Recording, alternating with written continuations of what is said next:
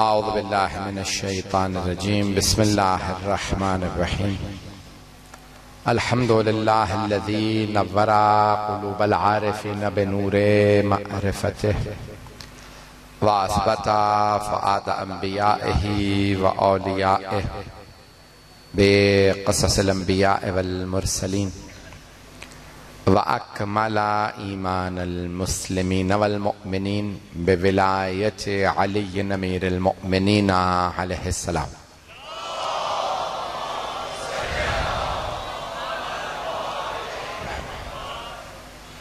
والصلاة والسلام والتحیۃ والإکرام علی افضل الموجودات العبد المؤید والرسول المسدد المصطفى الامجد المحمود الاحمد اعنی ابا القاسم محمد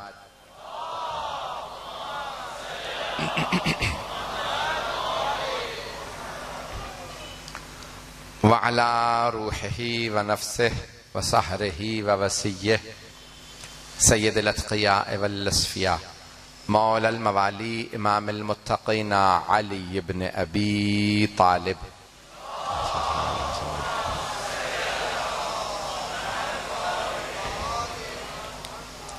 وعلى أوصيائه لا سيما بقية الله في الأرضين روحي وأرواح العالمين لتراب مقدمه الفدا واللعنة الدائمة على أعدائهم أجمعين من الآن إلى قيام يوم الدين أما بعد فقد قال الله الحكيم في كتابه الكريم بسم الله الرحمن الرحيم إنا علينا للهدى وإن لنا للآخرة والأولى صدق الله العلي العظيم صلوات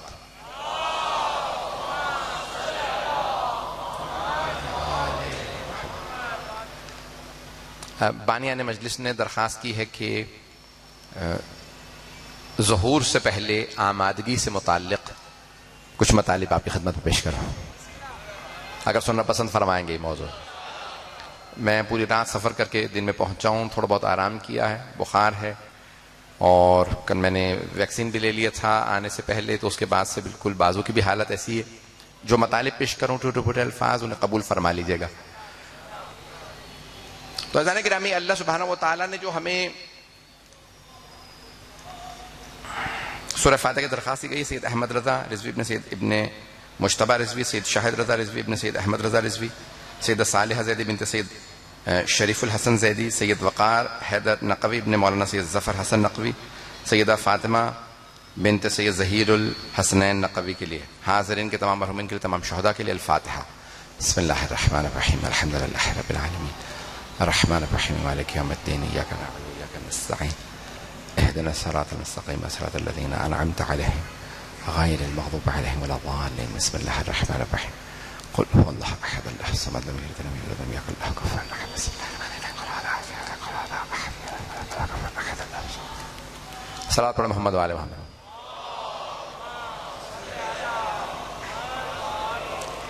اس سے بہتر انداز سے صلوات کی زحمت فرمائیں۔ اللہم صلی محمد وآل محمد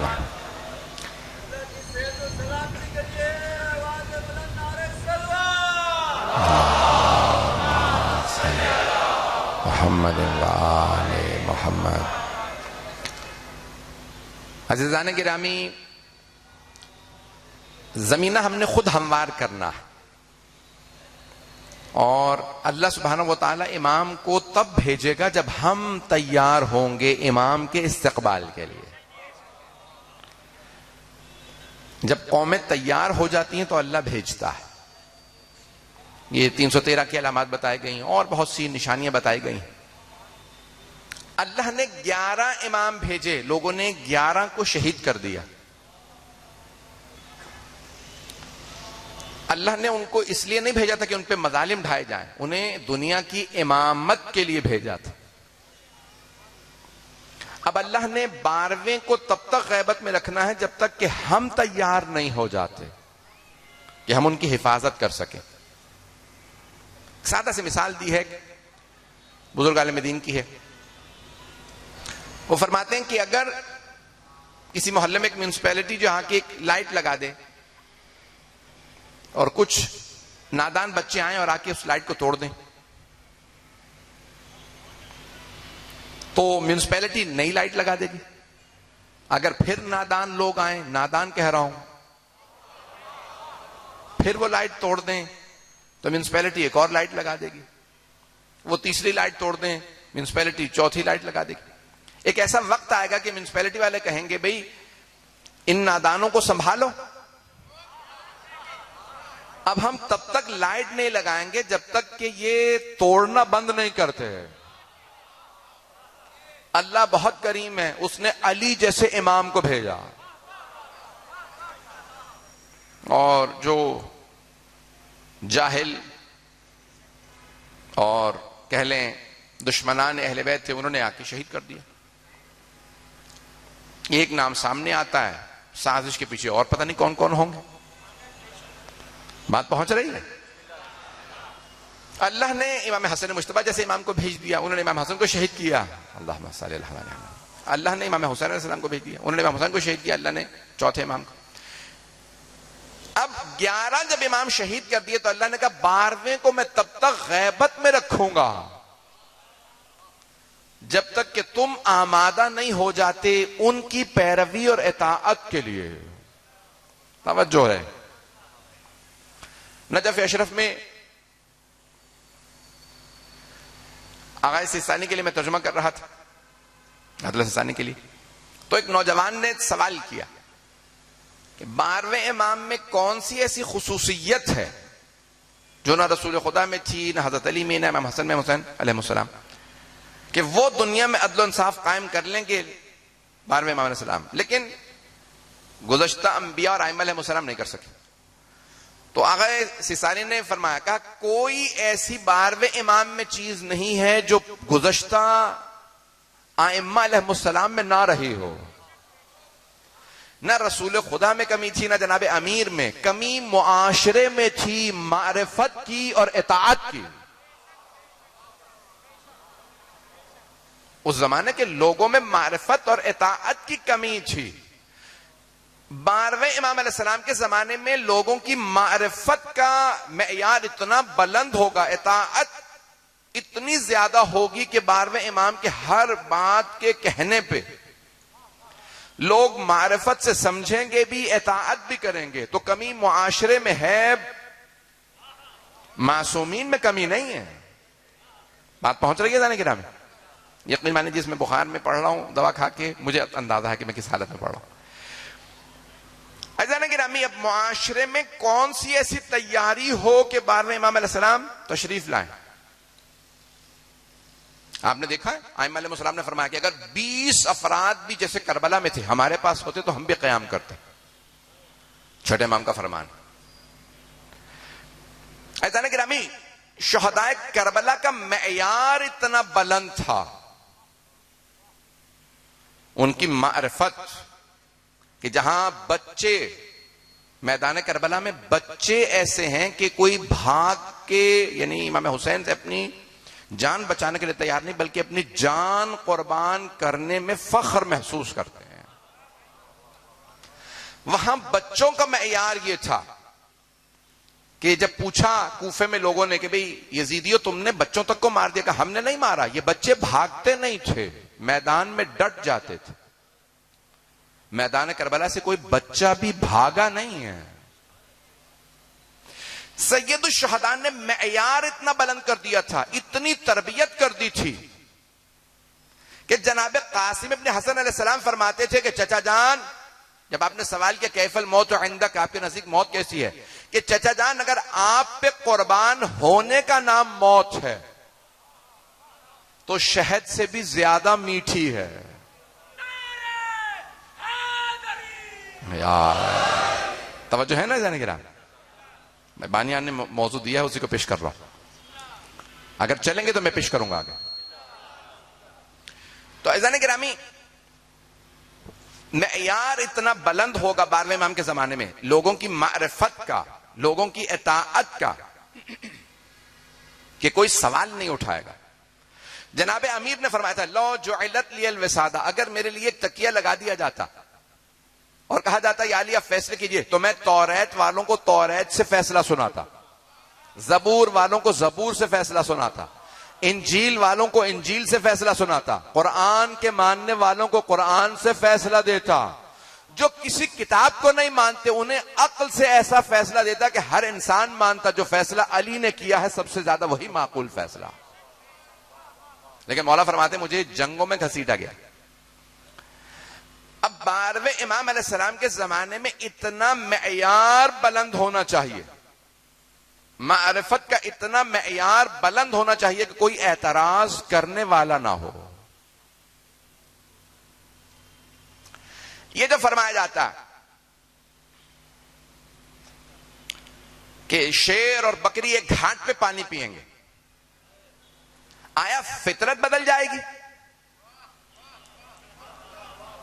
سوال ہے میرا آپ سے، آیا شیر گوشت کھانا بند کر دے گا، بکری ٹکر مارنے لگے گی، شیر کو ڈرنا بند کر دے گی؟ نہیں، فطرت نہیں بدلے گی، بلکہ ہر کسی کو اس کا حق مل رہا ہوگا، دوسرے پہ تجاوز نہیں کرے گا، کوئی دوسرے پہ تجاوز نہیں کرے گا، اسے حق مل رہا ہوگا، عدل و انصاف کی حکومت قائم ہوگی۔ تمام انبیاء علیہ السلام عدالت اجتماعی قائم کرنے کے لیے آئے ہیں، سوشل جسٹس، یعنی معاشرے کا ہر انسان عادل ہو، حکمران عادل ہو، قاضی جج عادل ہو، جتنے عہدیدار ہوں وہ عادل ہوں، گھر میں عدالت ہو، گواہ عادل ہو، پیش نماز عادل ہو۔ جب معاشرے کا ہر انسان عادل ہو، اسے کہتے ہیں عدالت اجتماعی، سوشل جسٹس، یعنی سب عادل بن گئے۔ رسول خدا عدالت اجتماعی قائم کرنے آئے تھے۔ جب لوگوں نے ریزسٹ کیا، لوگوں نے مخالفت کی، تو آپ نے فرمایا میرا 12واں لال دنیا میں عدل و انصاف قائم کرے گا۔ سنیے گا، آپ ہی نے موضوع دیا۔ یہاں تک روایات میں ہے کہ پوری دنیا کے اندر اتنا ظلم بڑھ چکا ہوگا، کما مولے ظلم و جور کے، ظلم و جور اتنا بڑھ چکا ہوگا کہ امام زمانہ جب تشریف لائیں گے تو آپ عدل و انصاف قائم کریں گے۔ ظلم و جور بڑھ چکا ہوگا، معاشرے کا ہر طبقہ حکومت کر چکا ہوگا، ہر طبقہ، یعنی معاشرے میں اگر وکیل ہوں گے تو حکومت کر چکے ہوں گے، توجہ، معاشرے میں اگر کھلاڑی ہوں گے تو حکومت کر چکے ہوں گے، علماء ہوں گے تو حکومت کر چکے ہوں گے۔ کوئی ایسا طبقہ نہیں ہوگا جو کہے ہمیں حکومت نہیں ملی، ملی ہوتی تو ہم بہتر حکومت کر لیتے۔ جب سارے معاشرے کے طبقات حکومت کر کے ناکام ہو چکے ہوں گے، اللہ کہے گا اب میں اپنا نمائندہ بھیج رہا۔ بات پہنچ رہی ہے جانے کے راہ میں؟ آپ لوگ آگے بڑھتے رہیے گا اسی طرح سے۔ ہر معاشرے کا طبقہ حکومت کر چکا ہوگا اور ہر طبقہ حکومت کر کے ناکام ہو چکا ہوگا، اور ہر طبقہ اقرار کر چکا ہوگا میں نے حکومت کر لی ہے، اس سے بہتر نہیں چلا سکتا تھا۔ عزیزان گرامی، سرور کائنات فرماتے ہیں کہ پھر میری بیٹی فاطمہ کی نسل سے اللہ ایک عادل کو بھیجے گا۔ صلی اللہ علیہ محمد وآل محمد۔ میں بہت زیادہ وقت نہیں لوں گا، توجہ میرے ساتھ رکھیے گا، زیادہ تلخ و سخت تو نہیں گفتگو کر رہا ہوں۔ عزیزان گرامی، معاشرے کا ہر طبقہ حکومت کر چکا ہوگا، کوئی یہ نہیں کہہ سکتا مجھے حکومت نہیں ملی۔ کسی بھی آپ پیشے میں چلے جائیے گا تو اس پیشے کے لوگ حکومت کر چکے ہیں۔ یہاں تک الفاظ ہیں کہ آخری زمانے میں حتیٰ خواجہ سراؤں تک کو حکومت مل جائے گی، ان کے مشوروں سے کام چلائے جا رہے ہیں، بچوں اور خواتین تک کو حکومت مل جائے گی۔ سبیان کا لفظ آیا، النساء والسبیان۔ 20ویں صدی سے پہلے دنیا میں کبھی خاتون وزیر اعظم نہیں بنی تھی، اور اس وقت دنیا بھر کے اکثر ممالک کے اندر خواتین وزیر اعظم بن چکی ہیں. وزرائے اعظم ملکہ تو رہی ہیں ہمیشہ، لیکن وزیر اعظم بنے گی، منسٹریوں پہ آئیں گی، بڑے بڑے عہدوں پہ آئیں گی. یہاں تک کہ ایک روایت میں ہے آخری زمانے میں ہر ایک مرد کے مقابلے میں 50 خواتین ہوں گی، اور کوئی ایسا طبقہ نہیں ہوگا معاشرے کا جس کے اندر خواتین بڑے عہدوں پہ نہ ہو. تمام طبقات، یہ اچھے اور برے دونوں معنی میں ہیں. میں خواتین کے حقوق کے خلاف نہیں بول رہا ہوں، میں ایک پیش کر رہا ہوں جو احادیث کے اندر چیزیں آئی ہیں. توجہ ہے میرے ساتھ؟ مجھے نہیں معلوم مجمع کس شوق سے سن رہا ہے یا نہیں سن رہا ہے شوق سے، لیکن مجھے بانی مجلس نے یہی موضوع دیا ہے، میں اسی کو پیش کر رہا ہوں کہ جو مجھے موضوع دیا جاتا ہے میں کوشش کرتا ہوں اسی موضوع کو پیش کروں. انہوں نے تو بہت زیادہ لمبی ایک فہرست دی ہے فرمائشات کی. عزیزان گرامی، تمام معاشرے کے طبقات دیکھیں گے کیا کچھ ہو رہا،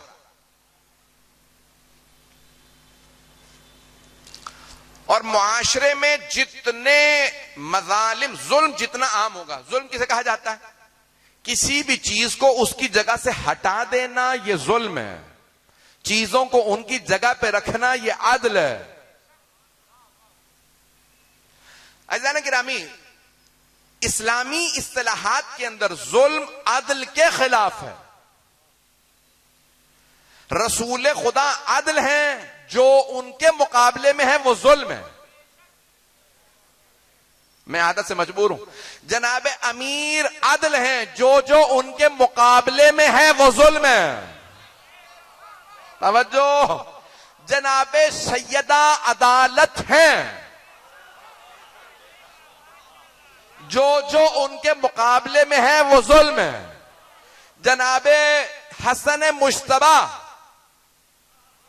عدل ہیں، ان کے مقابلے میں چاہے کسی بھی شکل میں ہو، جنگ کی شکل میں ہو، صلح کی شکل میں ہو،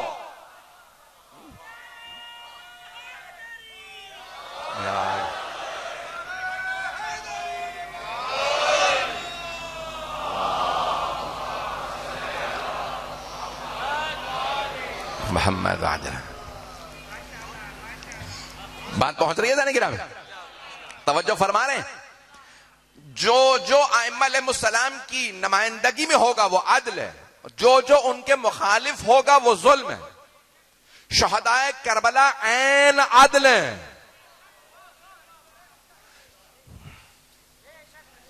کبھی آپ نے شیعہ مجلسوں میں نہیں سنا ہوگا یزید پہ لعنت، بلکہ کہیں گے یزیدیت مردبا. ہم کبھی ہاتھ نہیں دیکھتے، ہم دیکھتے ہیں ہاتھ کے پیچھے دماغ کس کا ہے. کبھی بھی یہ نہیں کہتے صرف شمر پہ لعنت. شمر پہ لعنت ہے، لیکن شمر کے پیچھے جو دماغ ہے اس پہ بھی لعنت. اب بات پہنچ رہی ہے جانے کے رام؟ بھئی اسی طرح سے چلتے رہیے گا. عزیزان گرامی، اب یہ جتنے بھی تاریخ میں مظالم ہوئے ہیں، جہاں جہاں ظلم ہے، ظلم آل محمد کے خلاف ہے، اور آل محمد عین عدل ہے. کچھ لوگ پہنچ گئے، میں بات پہنچا نہیں سکا. بعض اوقات کوئی عادل ہوتا ہے تو آپ کہتے ہیں یہ عادل ہے، اور بعض اوقات کوئی اتنا عادل ہوتا ہے آپ کہتے ہیں یہ عادل نہیں، یہی عدل ہے. بات پہنچ گئی ہے بس. یہی عدل ہے، یہی عدالت ہے. عزیزان گرامی، جناب امیر المؤمنین عین عدل ہیں، وہی عدل ہے. علی حق ہیں. توجہ. علی عین سخاوت ہیں، علی عین علم ہیں.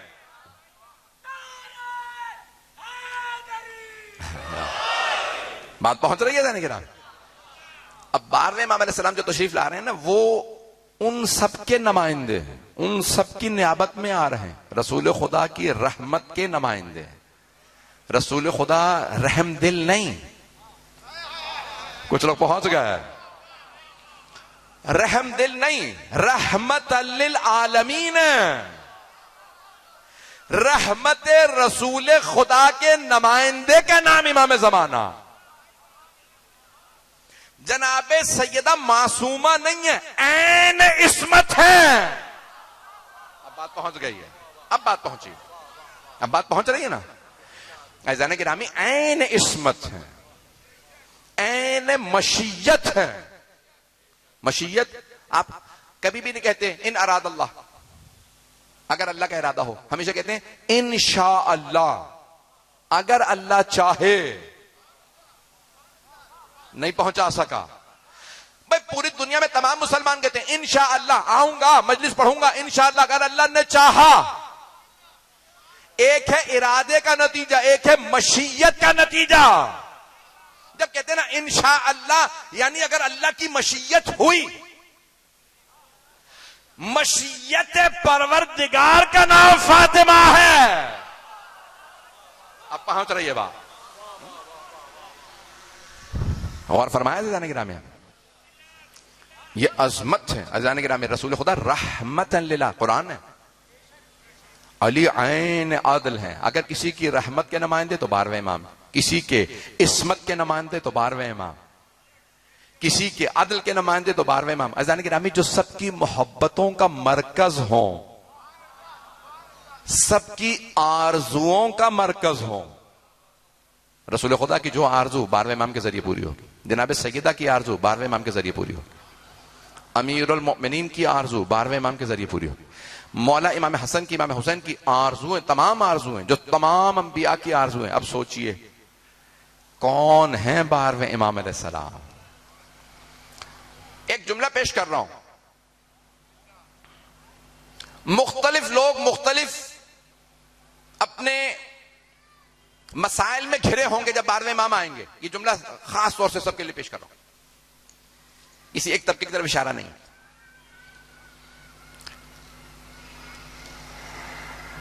زیادہ وقت نہیں لوں گا، میرا وعدہ. مختلف طبقات اپنے مختلف مسائل میں گھرے ہوں گے. یہ عہدے، یہ منصب، یہ کرسی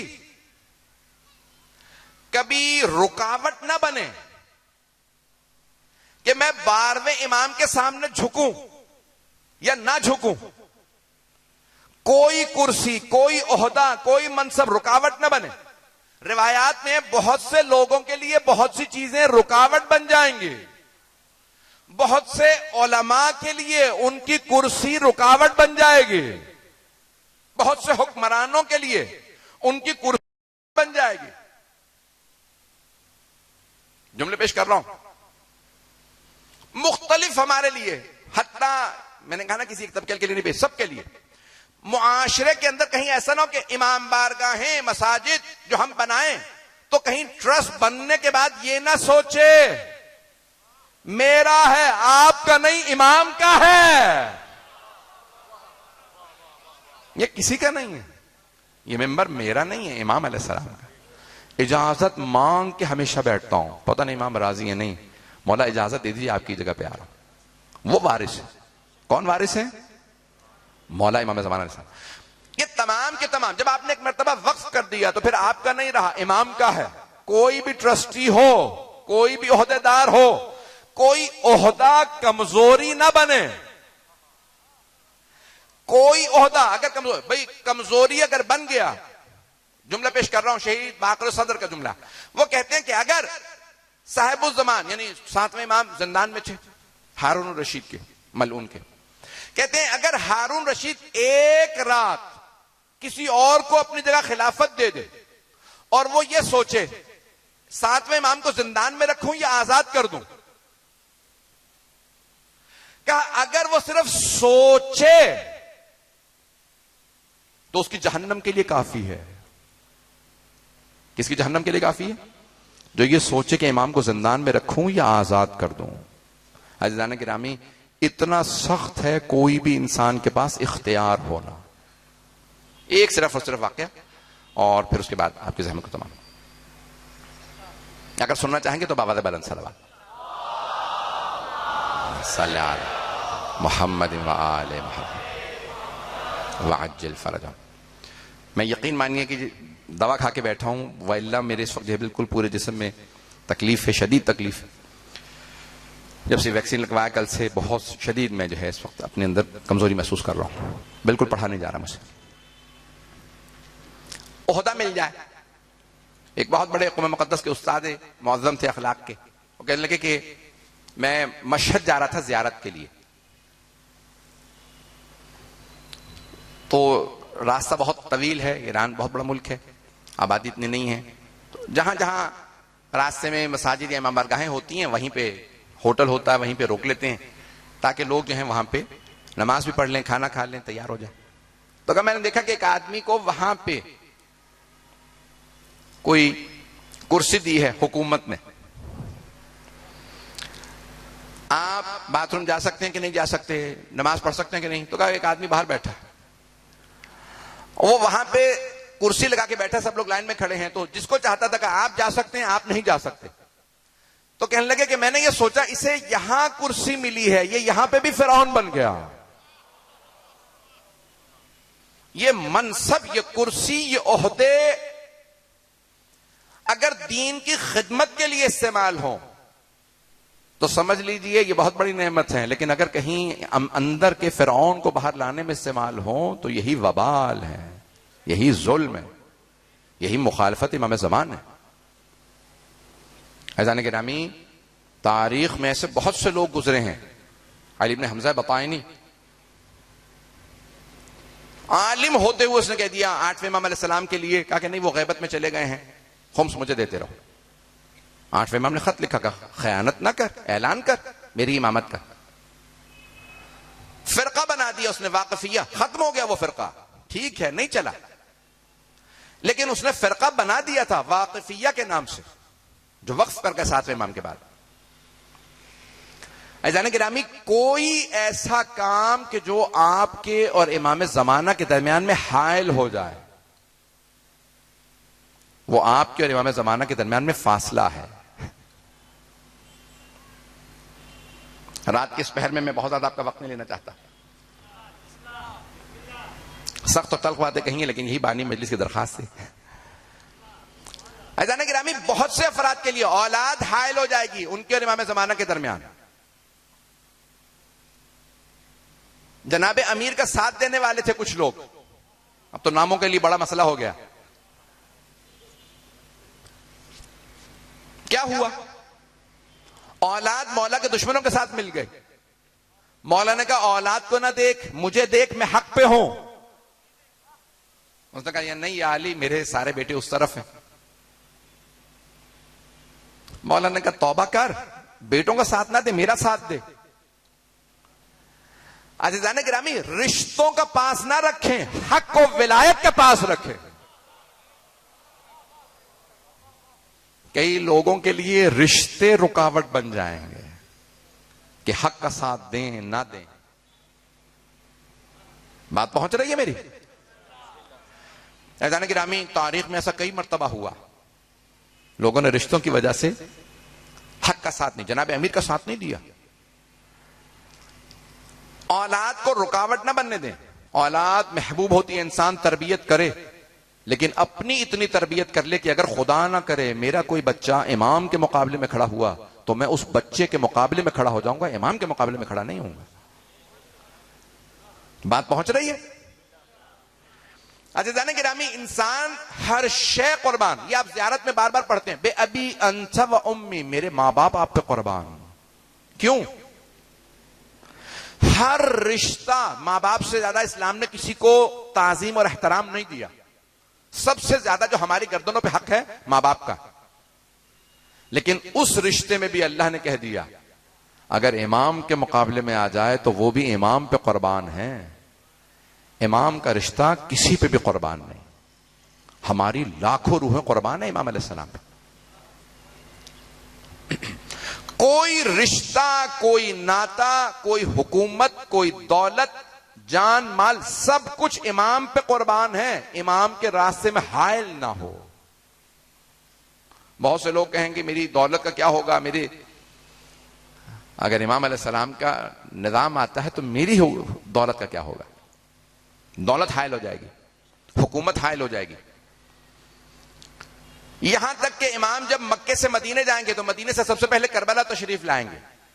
جب عراق آئیں گے تو 70 قبیلے امام کو دعوت دیں گے، امام دعوتیں رد کریں گے. وہ کہیں گے ہمارے قبیلے کی دعوت کو امام نے رد کر دیا، یہ تو ہمارے قبیلے کی توہین ہے۔ قبیلوں کو امام کے مقابلے میں نہ آنے دیں، اپنی پہچان کو امام کے مقابلے میں نہ آنے دیں، ہر چیز امام پہ قربان ہے۔ کوئی آپ کو کوئی برعکس نہ چیز بتائے کہ معاذ اللہ امام کسی چیز پہ قربان ہے، خبردار، ہر شے امام پہ قربان ہے۔ بات پہنچ رہی ہے میری؟ میں نے تمام کیا آپ کی زحمت کو۔ ہر شے امام پہ قربان، حکومت امام پہ قربان، دولت امام پہ قربان، مال امام پہ قربان، جان امام پہ قربان، خاندان قبیلہ امام پہ قربان، عزت و ناموس امام پہ قربان، ہر چیز امام پہ قربان۔ ایک بہت بڑے قوم مقدس کے مرجع کا جملہ فرماتے ہیں کہ امام کے ایک سانس پہ ساری دنیا قربان ہے۔ اللہ جل اللہ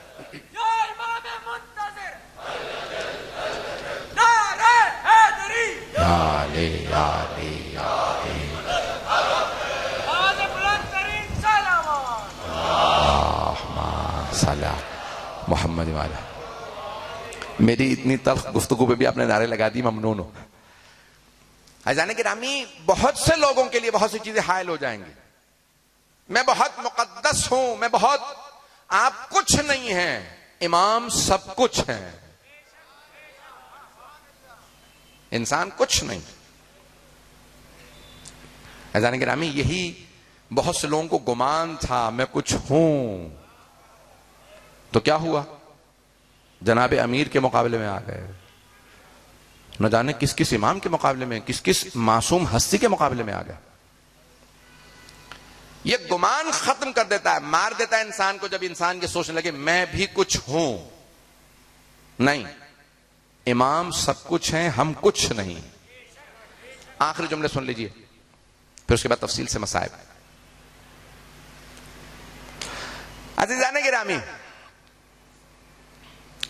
جب ہم کہتے ہیں نا کہ ہماری ہر شے امام پہ قربان ہے، حقیقت ہم نہیں ہیں، حقیقت امام علیہ السلام،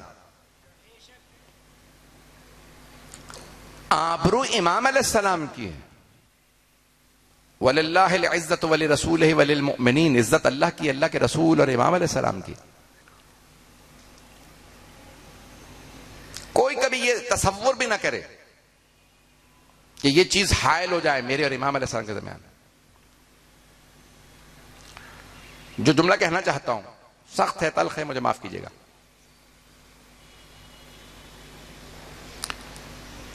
ہماری ہر شے امام پہ قربان۔ میں اپنے لیے، میں اپنے اوپر رکھ کے کہتا ہوں، کسی اور سے نہیں کہتا۔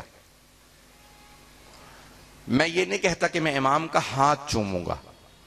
اگر میرے سامنے امام کا ظہور ہوتا ہے، میں جاؤں تو میں امام کا ہاتھ نہیں چوموں گا، کیونکہ میں جانتا ہوں میں اس لائق نہیں کہ ہاتھ چوموں۔ میں امام کے قدموں کو چوموں گا، میں امام کے قدموں تلے جو خاک ہے اسے چوموں گا، میں اس مٹی کو چوموں گا جہاں پہ امام کے نعلین مبارک آئیں گے۔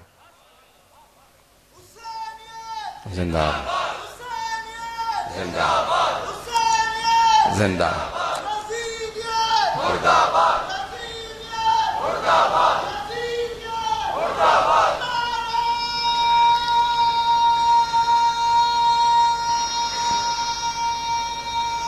ماشاء اللہ،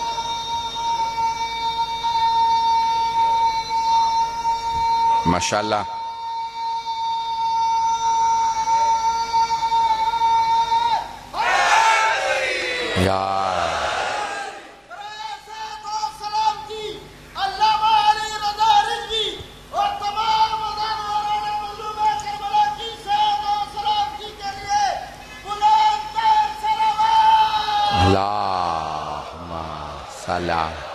محمد وآلہ ممنون ہوں آپ کی محبتوں کا۔ عزیزان گرامی، میرے ٹوٹے پھوٹے الفاظ قبول فرما لیجئے، میری بالکل حالت نہیں، کوئی شے ہمارے اور امام کے درمیان حائل نہ ہو۔ آپ نے دیکھا تھا نا حضرت حور جب تشریف لائے تو کیا سوال کیا انہوں نے؟ پہلا سوال کیا جب امام حسین علیہ السلام کے قدموں میں آ کے بیٹھے، تو سوال یہ کہ حل من توبہ. مرحومات اللہ شیخ جعفر شوشتری فرماتے ہیں کہ انہوں نے سوال یہ کیا کیا میری توبہ قبول ہو سکتی ہے؟ شیخ جعفر شوشتری کہتے ہیں کہ وہ یہ تصور کر رہے تھے کہ میں اس مرحلے سے گزر چکا ہوں کہ جہاں توبہ قبول ہوتی ہے. وہ مرحلہ گزر گیا، شاید اب توبہ کے دروازے بند ہو گئے. لیکن لاکھوں درود و سلام مولا حسین آپ کی عظمت پہ کہ آپ نے فوراً فرمایا اے حر جا، میں نے معاف کیا. میں نے نہیں، میری ماں فاطمہ نے معاف کیا، میرے بابا علی مرتضیٰ نے معاف کیا، میرے جد رسول خدا نے معاف کیا، میرے اللہ نے تجھے معاف کیا. یعنی آپ نے وہ پورا سلسلہ بتا دیا کہ اگر میں معاف کر دوں تو یہ ساری ہستیاں معاف کر دیتی ہیں.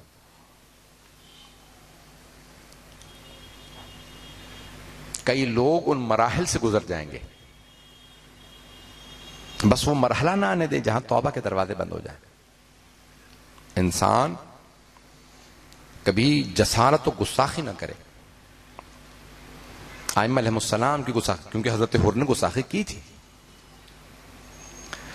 یہ تو ان پہ لاکھوں درود و سلام ہے حضرت حر پہ کہ ان کی توبہ قبول ہو گئی.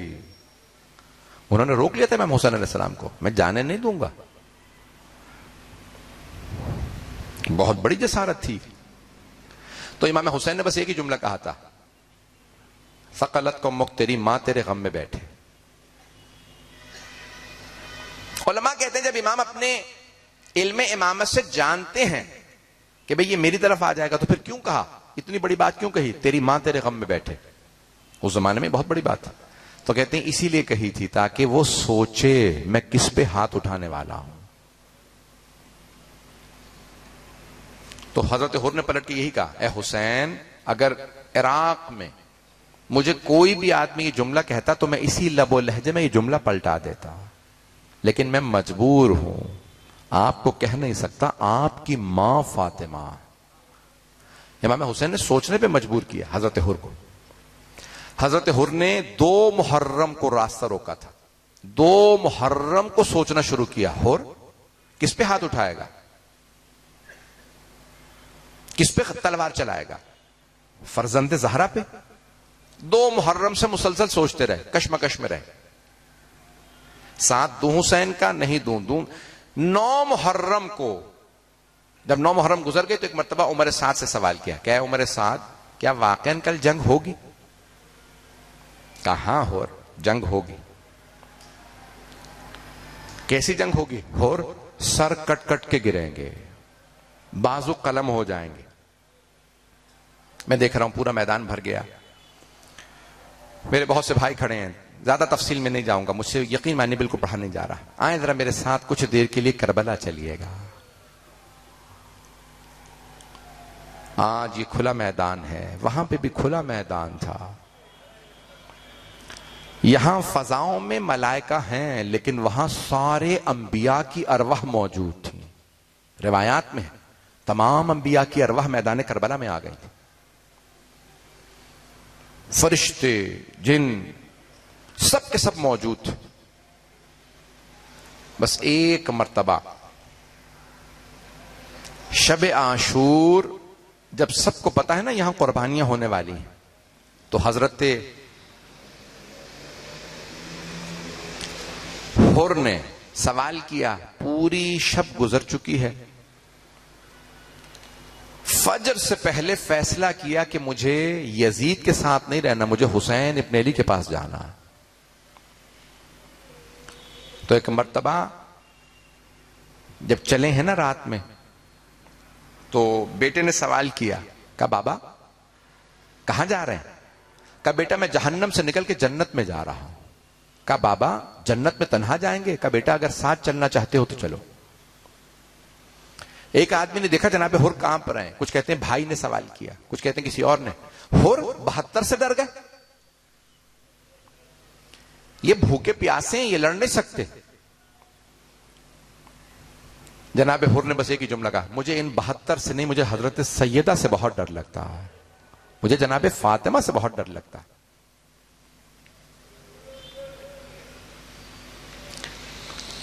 کہا ہور کیا بات ہے، تمہارے بدن میں کپ کپی سی تاری ہے، پورا بدن کانپ رہا ہے، رو رہے ہو کیوں؟ انہوں نے سوال کیا کہاں جا رہے ہو؟ کہا میں اپنے گھوڑے کو پانی پلانے جا رہا۔ تو جناب حر نے رو کے کہا کہ گھوڑے تو پانی پی رہے ہیں، وہاں اولاد زہرا پیاسی ہے۔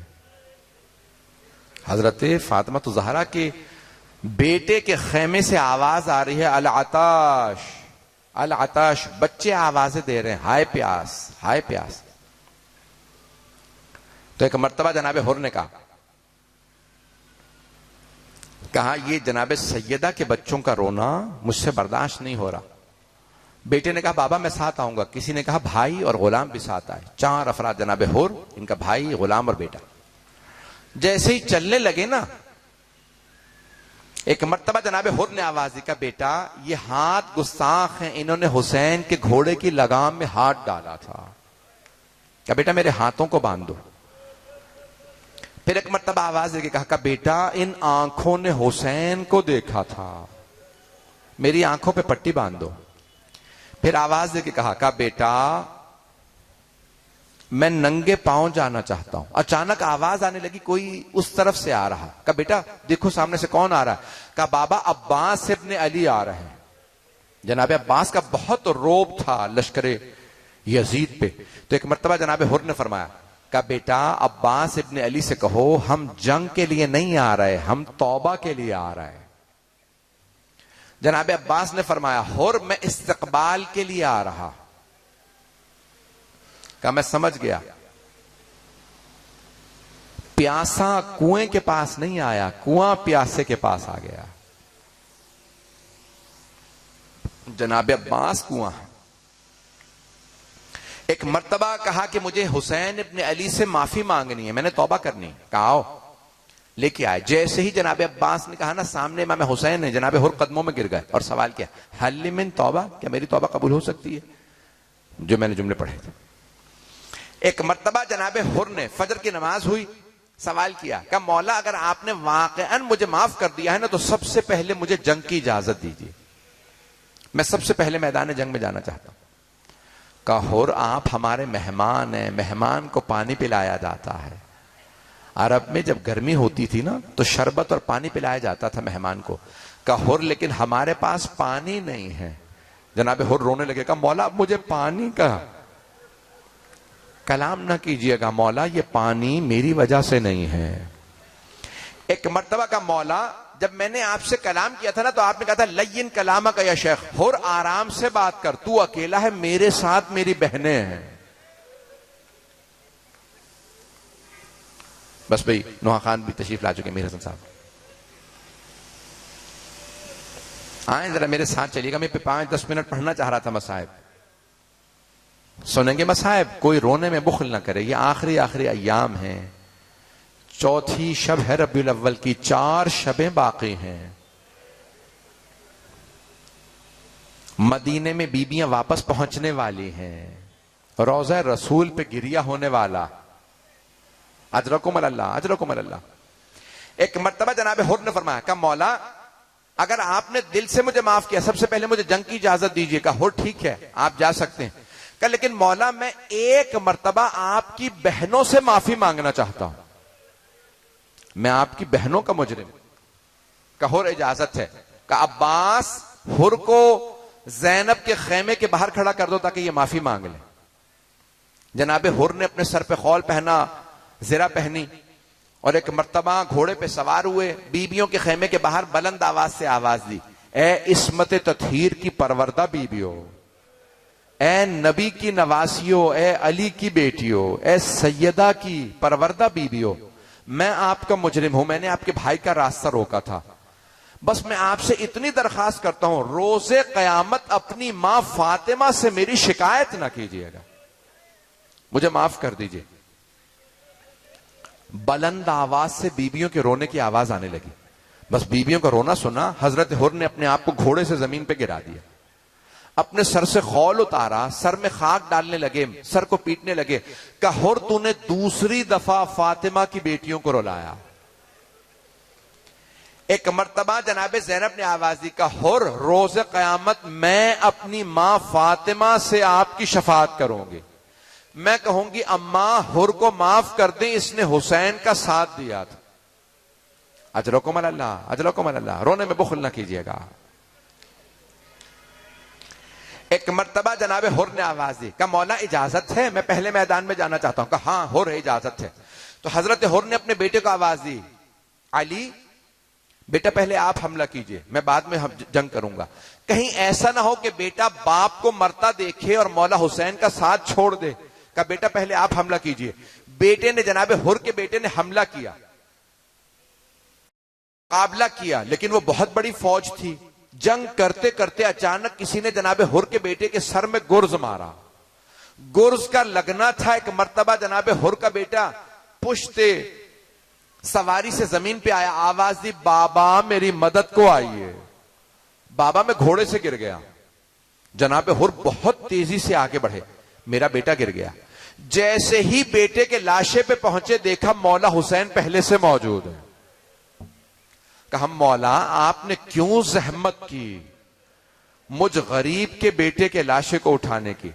مولا یہ میرا بیٹا ہے، میں اپنے بیٹے کا لاشا خود اٹھا لوں گا۔ کہا نہیں حر، بوڑھے باپ اور جوان بیٹے کا معاملہ، حر میں آپ کے بیٹے کے لاشے کو اٹھاؤں گا۔ حر بوڑھا باپ جوان بیٹے کا لاشا نہیں اٹھا سکتا۔ ایک مرتبہ جناب حر نے کہا نہیں مولا آپ زحمت نہ کیجیے گا، نہیں حر ہٹ جا، میں آپ کے بیٹے کے لاشے کو اٹھاؤں گا۔ مولا حسین نے لاشا اٹھایا، لیکن جب ظہر کے بعد جناب علی اکبر گرے تو کوئی کہنے والا نہیں تھا حسین بوڑھے باپ جوان بیٹے کا معاملہ، مولا ہم آپ کے بیٹے کا لاشا اٹھا لیں گے۔ یہاں تک روایات میں ہے مولا حسین نے، بس بھی مجھے خود چکر آ رہے ہیں، عجیب و غریب کیفیت ہے، مولا حسین نے خود آواز دے کے کہا یا اطفال بنی ہاشم احملوا اخاکم، اے بنی ہاشم کے بچوں بوڑھے باپ کی مدد کرو جوان لاشا اٹھانے میں۔ علماء کہتے ہیں یہ علامت ہے جناب عباس نہیں تھے، اگر جناب عباس ہوتے تو کبھی نہ آواز دیتے بچوں بوڑھے باپ کی مدد کرو، اس کا مطلب ہے جناب عباس نہیں ہے، تبھی تو بچوں کو بلایا، اے بنی ہاشم کے بچوں بوڑھے باپ کی مدد کرو۔ بس بھئی اسی جملے پہ تمام کرنا چاہتا ہوں۔ آج جناب سیدہ کو پرسہ پیش کرتے ہیں، بی بی آپ کو پرسہ پیش کرتے ہیں آپ کے بیٹے کا، جنہوں نے فجر کے بعد سے لاشیں اٹھانا شروع کیے اور عصر سے پہلے تک لاشیں اٹھاتے رہے، لیکن مولا حسین نے کسی بھی لاشے کے اٹھانے کے بعد یہ نہیں کہا یہ لاشا اٹھانے کے بعد میری کمر ٹوٹ گئی، لیکن نہ جانے کس کا لاشا اٹھایا۔ ایک مرتبہ آواز ہے کہ کہا الآن انکسر ظہری، الا لعنت اللہ علی القوم الظالمین وسیعلم الذین ظلموا ای منقلب ینقلبون۔ بس اس سے پہلے کہ میں دعوت دوں نوحے کے لیے میرے حسن میر صاحب کو صرف دو دعا کے جملے۔ پروردگارہ کرونا وائرس کا خاتمہ فرما، ہمارے جتنے مومنین کسی بھی پریشانی میں مبتلا ہیں، بیماری میں یا کسی بھی اولاد کی طرف سے کسی بھی پریشانی میں، سب کی پریشانیاں دور فرما، بانیان مجلس شرکت کنندگان پڑھنے والے سننے والے سب کی توفیقات میں اضافہ فرما، ہم سب کی عاقبت بخیر فرما، ہم سب کو امام زمانہ کا ظہور دیکھنا نصیب فرما۔ پروردگارہ دشمنان اہل بیت کو نیست و نابود فرما، داعش و طالبان کو آل سعود کو غارت فرما، مؤمنین کی حفاظت فرما، جو ہاتھ بلند ہیں کسی کو رد نہ فرما۔ پروردگارہ تجھے واسطہ جناب سیدہ کی عظمتوں کا، یہ ایام محسنیہ بھی ہیں، پروردگارہ اس ہاتھ کا واسطہ جو پہلو پہ رہا کرتا تھا، پروردگارہ جنت البقیع دوبارہ تعمیر ہوتا دیکھنا نصیب فرما، ہمارے مقامات مقدسہ کی حفاظت فرما۔ پروردگارہ ہم سب کو ہمارے امام کے آوان و انصار میں شمار فرما. جہاں جہاں پہ بھی مؤمنین بسے ان کی جان مال عزت آبرو کی حفاظت فرما. اس امام بارگاہ کو ترقی عنایت فرما. جتنے بھی مؤمن مومنات یہاں موجود ہیں جو ہاتھ بلند ہیں کسی کو رد نہ فرما. پروردگارہ جہاں جہاں پہ بھی اس وقت حالات خراب ہیں، کشمیر میں، پاکستان میں، افغانستان میں، ایران، عراق، شام میں، بحرین میں، یمن میں، فلسطین میں، نہ جانے کہاں کہاں حالات خراب ہے، سب کی حفاظت فرما. ربنا تقبل منا انك انت السميع العليم بحق محمد وآله الطيبين الطاهرين المعصومين.